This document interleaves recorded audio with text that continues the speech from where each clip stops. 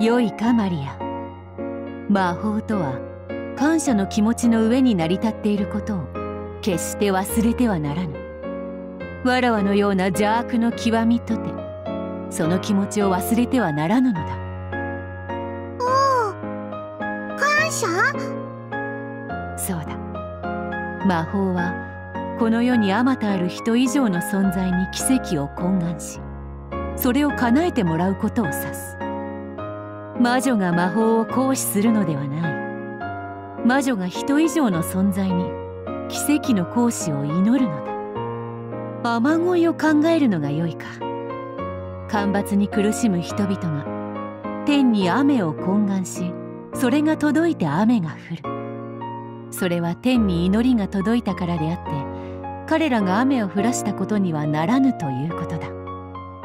願いが届かなかったらベアとでも魔法は使えない？理屈から言えばそうなる。もっとも願いが届く届かないなどと言っているうちはまだまだ見習いよ。わらわの域まで達すれば願いは必ず届く。必ず叶う願いはもはや願いとは呼ばぬ。故に魔法と呼ぶのだ。感謝する。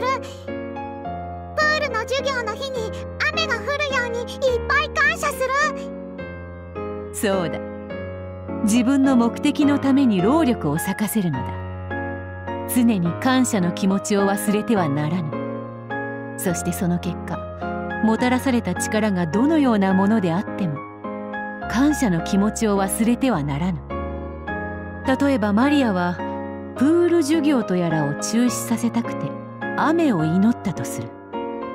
空は曇り、少々の小雨をぱらつかせたかもしれぬが中止にはならなかったとする。その時それに失望してはならぬのだ。なぜなら授業を中止させたいのはそなたの願いであって天の希望ではない。天はそなたの雨を降らせたいという願いに応えたに過ぎぬからだ。その時失望することがあればそれはこの上ない不敬にあたる。その程度の気持ちでは天は二度と力を貸しはしないだろう。でもベアとくらいになれば今すぐ大雨を降らせたり台風を呼んだりもできる？無論できるぞ。この島を台風にで取り囲み属世から切り離すなど容易なことよ。見せて見せて。今すぐ台風呼んで。そしたらお船は欠航でマリアは明日学校に行かなくて済む。マリア、そのような気持ちが最も不敬なのだ。魔法の力は大きなものになればなるほど偉大なる者たちの力を借りる。そしてそれに見合った大きな敬意が必要となる。台風を呼ぶなどという大魔法をそんな面白半分で呼ぶようでは魔女失格であるぞ。